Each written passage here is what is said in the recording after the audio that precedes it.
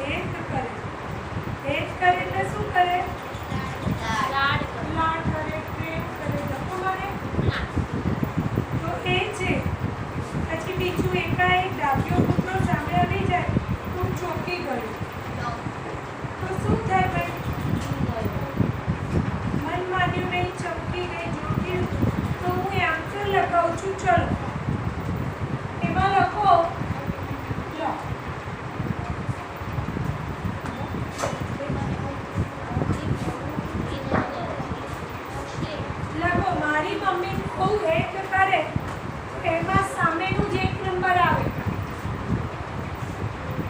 First પુષ્ટ ગલુડિયાને જોઈ મને વાલ ઉભરાયું એટલે ત્યાં કૌંસમાં શું લખશો? એકમાં એક જ આવે, બરોબર? 2 કઈ લખવું પડશે? રફ નોટમાં લખવું જ પડશે જ.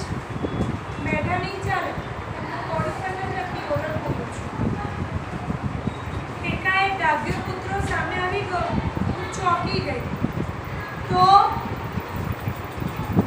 ચોંકી ગઈ એટલે ચમકી ગઈ.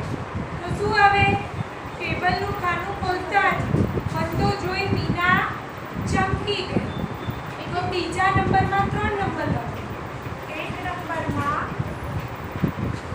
તેને જોડતા પહેલા નંબરમાં 1, 2 નંબરમાં 3. મીના ચમકી ગઈ. ચકલીના માળાને ફેંકી દેતા મારો જીવ ચાલ્યો નહીં. જીવ ના ચાલ્યો એટલે મન માન્યું નહીં. શું આવશે? ટીચરમાં સાપ નીકળ્યો પણ તેને મારી નાખવાનો મારું મન માન્યું. ત્રીજામાં બીજું. તું મોડે લે છે બેટા? મોડે લે છે? ઓરલ બોલે છે? તું ENIA મને ડિસ્ટર્બ થાય છે. ઇંગ્લિશ લખતો હોય તો વાંધો નહીં, ચીની બેસી લખો અથવા બહાર બેસી. તમે બંને ગુજરાતીમાં હોશિયાર છો, મને ખબર જ છે. જોજોસ્તી બીજી વાર એને કરી આવું છું તને એવું ખ્યાલ ના આવે. જોજોસ્તી ENI બોલે છે. બરોબર? તારો અવાજ ધીમો કરવા મારે પોતાની દોસ્તી બોલે.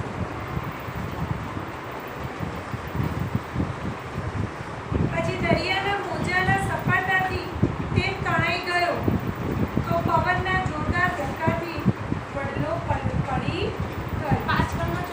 ચોથામાં 5 અને પાંચમામાં 4. કે બિલાડીઓની સામસામા સુરક્ષા કરતી જોઈ કૂતરું ત્યાંથી ભાગી ગયું. તો વિશેષ થયેલા ભીમને જોરથી બૂમ પાડ્યો તો સાથે રાક્ષસો છૂટ થઈ ગઈ. બરોબર? ચલો હવે શું આવ્યું? પ્રશ્નોના જવાબ. ચલો એ હું લખાવું છું. પ્રશ્ન 1 નોટબુકમાં જ લખવા પડશે કેમ કે ચલો પૂરા વાક્યમાં જવાબ લખો.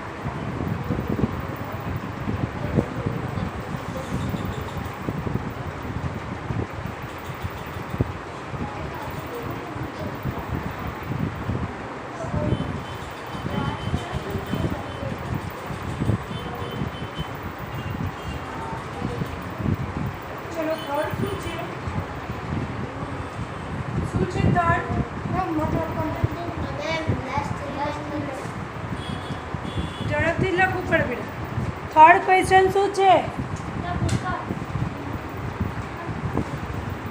સિંહણે બકરાનું નામ મોટીઓ શા માટે પાડ્યું હશે? ચલો લખો. થઈ ગયો હતો. એનું નામ મોટીઓ પાડ્યું હશે.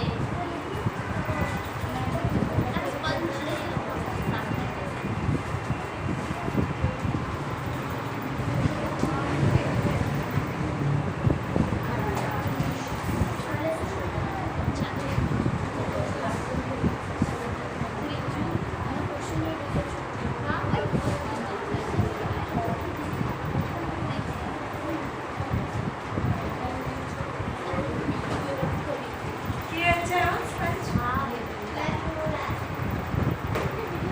એ છે. થર્ડ બકરીનું બચ્ચું.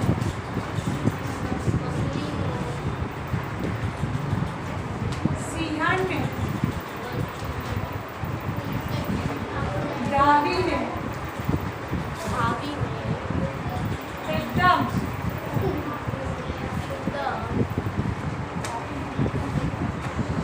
પુષ્ટ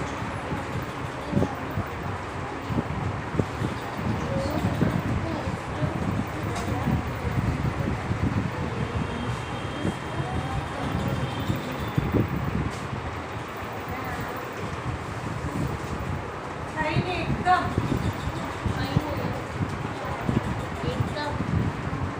કદાવર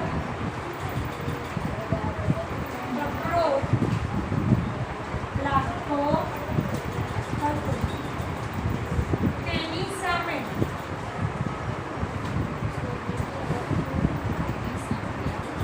સિંહનું બચ્ચું નાનું લાકડું હતું.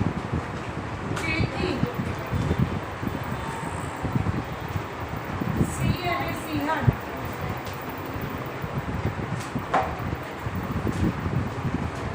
બકરીના બચ્ચાને શું કહેતા હતા? મોટીઓ મોતીઓ કહેતા.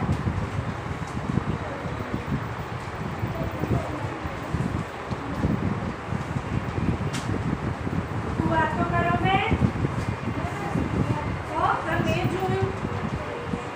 ચલો 4 નંબર શું છે? હાથી સામે ઘસી આવતા નાની મોટી પાછળ નાનાને મોટી પાછળ કરવાની સલાહ કેમ આપી?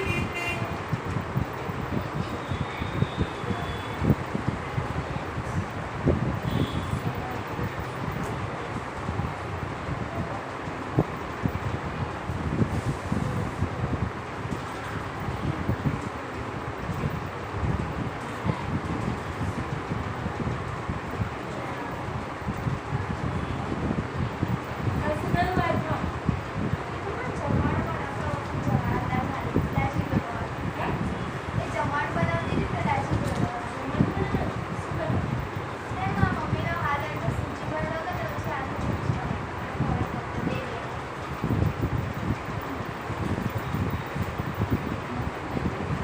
ચલો હાથી સામે ઘસી આવતા નાની અને મોટી અને પાછા ફરવાની સલાહ કેમ આપી?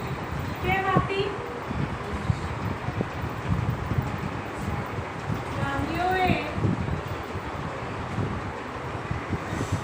સિંહનું બચ્ચું હતું.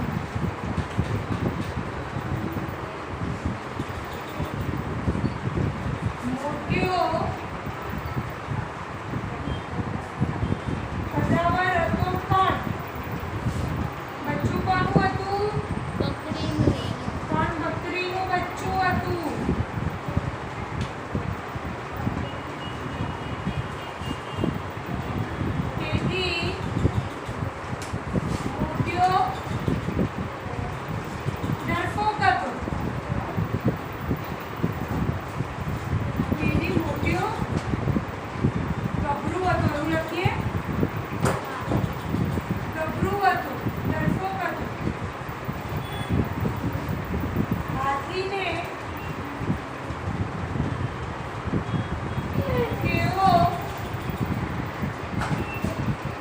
પહોંચી નહીં વળે.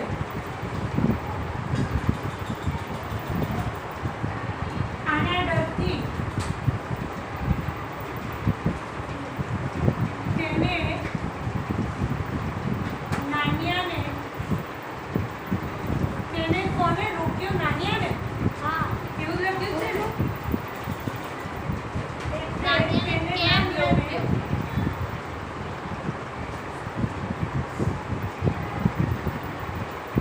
રોક્યો.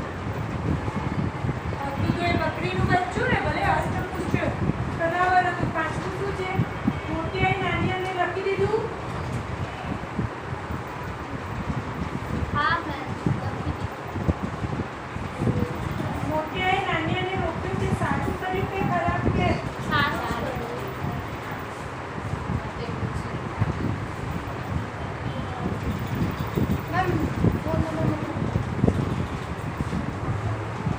મોતિયાએ નાનિયાને રોક્યો એ સારું કર્યું. કારણ કે એટલો નાન્યો હાથીને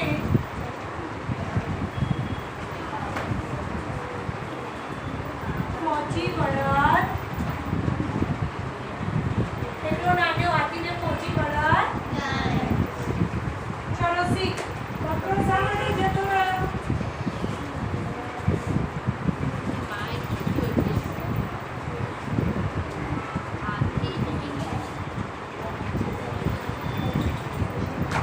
ચલો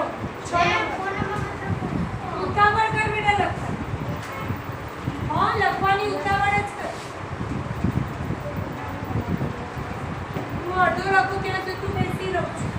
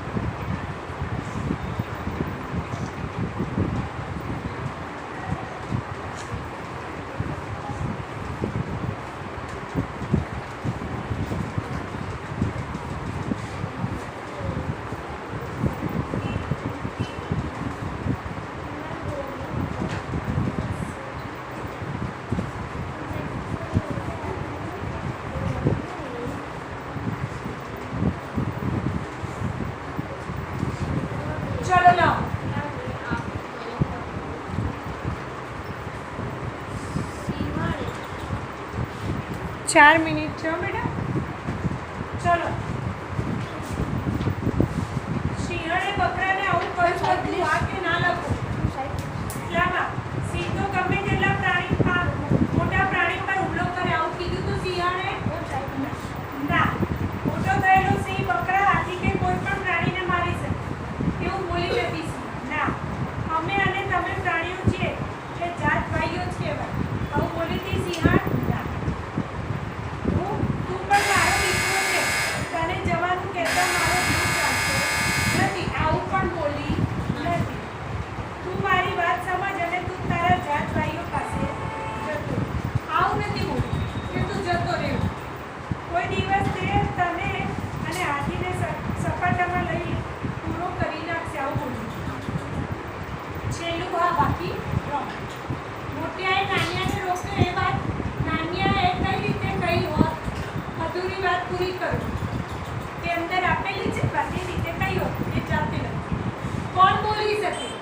ખાલી જગ્યા. શિકાર નહીં મળે તો હું શું કરીશ? આવું કોણ બોલ્યા બધામાં? શિકાર નહીં મળે તો સિંહ. તો બધામાં સિંહ લખો. 2 અરે રે મારું બચ્ચું ક્યાં ખોવાઈ ગયું હશે? બકરી બોલી. 3 મને જીવતું રાખવા બદલ આપનો ખૂબ ખૂબ આભાર. કોણ બોલ્યા આવું? લવારું. હું એક માની લઈશ, મારે એક નહીં 2 બચ્ચા છે. કોણ બોલ્યા? સિંહણ. 5 આ તો મને જોઈને ઘૂરતી રહ્યું છે, ક્યાંક મારા પર હુમલો તો નહીં કરે ને? સિંહ લવારું બોલે. કોણ બોલ્યા? લવારું નહીં, હાથી બોલે. સિંહ જનુથી જોતું તું ને? ચલો. 5 હાથી. 6 મને રોક્યો ન હોત તો હાથી તાને પૂરો મૂકી નાખત. સિંહનું બચ્ચું. તો આ જગ્યા